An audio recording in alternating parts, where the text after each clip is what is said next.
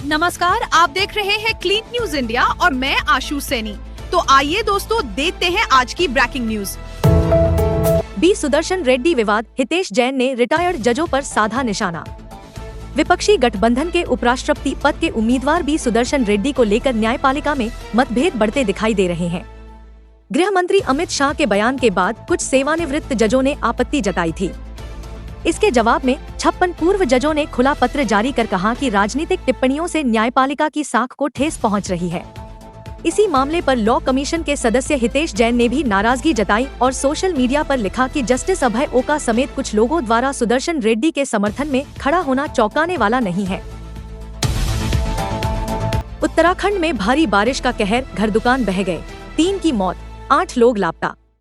देवभूमि उत्तराखंड में अतिवृष्टि ने बड़ा नुकसान पहुंचाया है। तड़के हुई तेज बारिश से पहाड़ों से आया मलबा कई जगह तबाही मचाता चला गया। रिपोर्ट्स के मुताबिक 15 से ज्यादा दुकानें और मकान ध्वस्त हो गए। हादसे में 3 लोगों की मौत हो चुकी है, जबकि 8 लोग लापता हैं, जिनमें 4 नेपाली मजदूर और 1 वनकर्मी भी शामिल है। वैष्णो देवी हादसा, भूस्खलन की जांच के लिए 3 सदस्यीय समिति गठित। जम्मू कश्मीर के राज्यपाल मनोज सिन्हा ने वैष्णो देवी यात्रा मार्ग पर हुए भूस्खलन की गहन जांच के लिए 3 सदस्यीय समिति बनाई है। समिति की अध्यक्षता जल शक्ति विभाग के अतिरिक्त मुख्य सचिव करेंगे और 2 हफ्ते में रिपोर्ट सौंपी जाएगी। गौरतलब है कि त्रिकुटा पहाड़ियों पर हुए इस हादसे में 34 श्रद्धालुओं की मौत हो गई थी, जबकि 20 से अधिक घायल हुए थे। मराठा आरक्षण मुद्दा, फडणवीस बोले, संवैधानिक समाधान की तलाश। मुंबई के आजाद मैदान में मराठा आंदोलनकारी मनोज जरांगे ने अनशन शुरू कर दिया है, जिसके चलते शहर का यातायात भी प्रभावित हुआ। इस बीच मुख्यमंत्री देवेंद्र फडणवीस ने कहा कि सरकार की कैबिनेट उपसमिति इस मसले पर गहराई से चर्चा कर रही है और समाधान केवल संवैधानिक ढांचे के भीतर ही निकाला जाएगा। उन्होंने आश्वासन दिया कि किसी के साथ अन्याय नहीं होगा। पीएम मोदी ने कहा, वैश्विक आर्थिक स्थिरता के लिए भारत चीन सहयोग जरूरी। जापान दौरे पर पहुंचे प्रधानमंत्री नरेंद्र मोदी ने एक स्थानीय समाचार पत्र को दिए साक्षात्कार में कहा कि भारत जापान की साझेदारी एशिया और दुनिया के लिए अहम है। साथ ही उन्होंने चीन के साथ स्थिर और संतुलित संबंधों पर जोर देते हुए कहा कि वैश्विक अर्थव्यवस्था की स्थिरता के लिए भारत और चीन का सहयोग बेहद आवश्यक है।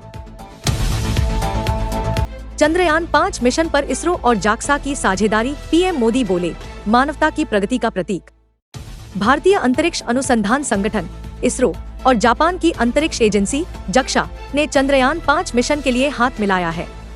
इस ऐतिहासिक साझेदारी की घोषणा प्रधानमंत्री नरेंद्र मोदी ने जापानी प्रधानमंत्री शिगेरू इशिबा की मौजूदगी में की। पीएम मोदी ने कहा कि यह सहयोग अंतरिक्ष विज्ञान में मानव जाति की प्रगति का प्रतीक है और आने वाले समय में नई संभावनाओं के द्वार खोलेगा। पीएम मोदी का जापान दौरा, व्यापार और सहयोग पर हुई अहम बातचीत। प्रधानमंत्री नरेंद्र मोदी अपने जापान दौरे पर शुक्रवार को टोक्यो पहुंचे, जहां उनका जोरदार स्वागत किया गया। जापान में बसे भारतीय समुदाय के लोगों ने मोदी का गर्मजोशी से अभिनंदन किया। पीएम मोदी ने जापान के प्रधानमंत्री शिगेरू इशिबा से मुलाकात की और दोनों नेताओं के बीच व्यापार, निवेश, तकनीक, रक्षा सहयोग और सांस्कृतिक आदान प्रदान जैसे मुद्दों पर गहन चर्चा हुई। इसके अलावा प्रधानमंत्री मोदी ने भारत जापान आर्थिक फोरम को भी संबोधित किया और कहा कि दोनों देशों के बीच साझेदारी की अपार संभावनाएं हैं। उन्होंने विशेष रूप से यह उल्लेख किया कि भारत और जापान एशिया ही नहीं, बल्कि पूरी दुनिया में शांति और विकास के अहम स्तंभ बन सकते हैं। राहुल गांधी का बयान, सत्य और अहिंसा के आगे असत्य और हिंसा टिक नहीं सकती। कांग्रेस सांसद और विपक्ष के नेता राहुल गांधी ने पटना की घटना पर तीखी प्रतिक्रिया दी है। उन्होंने कहा कि भारतीय राजनीति में सत्य और अहिंसा ही हमारी असली ताकत है। राहुल गांधी ने अपने बयान में कहा, मारो और तोड़ो, जितना करना है कर लो, लेकिन हम संविधान और सत्य की रक्षा करते रहेंगे। सत्यमेव जयते। यह टिप्पणी उस समय आई जब पटना में सत्तारूढ़ दल और कांग्रेस कार्यकर्ताओं के बीच झड़प हो गई। विवाद तब शुरू हुआ जब मतदाता अधिकार यात्रा के दौरान प्रधानमंत्री मोदी के खिलाफ अपमानजनक शब्दों के इस्तेमाल का आरोप लगा। रिलायंस एजीएम, जियो का आईपीओ 2026 तक आने की घोषणा। रिलायंस इंडस्ट्रीज लिमिटेड की 48वीं वार्षिक आम बैठक एजीएम में चेयरमैन मुकेश अंबानी ने कई बड़े ऐलान किए। उन्होंने कहा कि भारत आज तेजी से विकास की राह पर है और आने वाले वर्षों में वैश्विक स्तर पर बड़ी आर्थिक शक्ति बनेगा। इस दौरान सबसे अहम घोषणा यह रही कि लंबे समय से प्रतीक्षित जियो का आईपीओ 2026 की पहली छमाही तक लाया जाएगा। अंबानी ने कहा कि कंपनी इस दिशा में सभी तैयारियां पूरी कर रही है। पीएम मोदी और उनकी मां पर टिप्पणी को लेकर भड़के अमित शाह। केंद्रीय गृह मंत्री अमित शाह ने बिहार में विपक्षी गठबंधन के कार्यक्रम के दौरान प्रधानमंत्री नरेंद्र मोदी और उनकी मां पर कथित तौर पर की गई अभद्र टिप्पणी की कड़ी निंदा की है। शाह ने कहा कि प्रधानमंत्री की मां ने गरीबी में रहते हुए अपने बेटे को संस्कार और मूल्यों के साथ पाला और देश को एक भरोसेमंद नेता दिया। उन्होंने कांग्रेस नेता राहुल गांधी को आड़े हाथों लेते हुए कहा कि ऐसे शब्द राजनीतिक जीवन की सबसे बड़ी गिरावट को दर्शाते हैं। शाह ने राहुल गांधी से इस घटना के लिए माफी मांगने की मांग भी की। गाजा सिटी को युद्ध क्षेत्र घोषित, मानवीय सहायता पर रोक।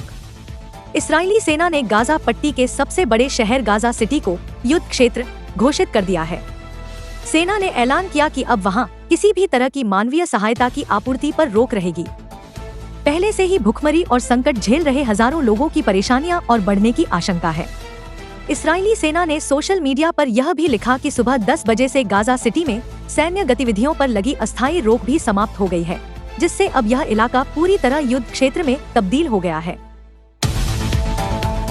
थाईलैंड की प्रधानमंत्री पैतोंगतार्न शिनावात्रा बर्खास्त। थाईलैंड की संवैधानिक अदालत ने देश की प्रधानमंत्री पैतोंगतार्न शिनावात्रा को पद से बर्खास्त कर दिया है।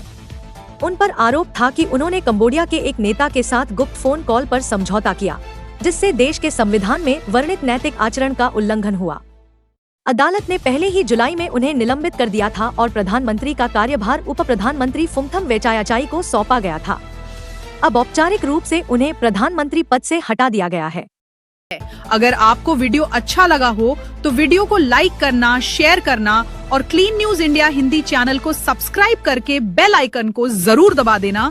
रोजाना ऐसे ही देश दुनिया की काम की और महत्वपूर्ण खबरें देखने के लिए मिलेंगे नेक्स्ट वीडियो में।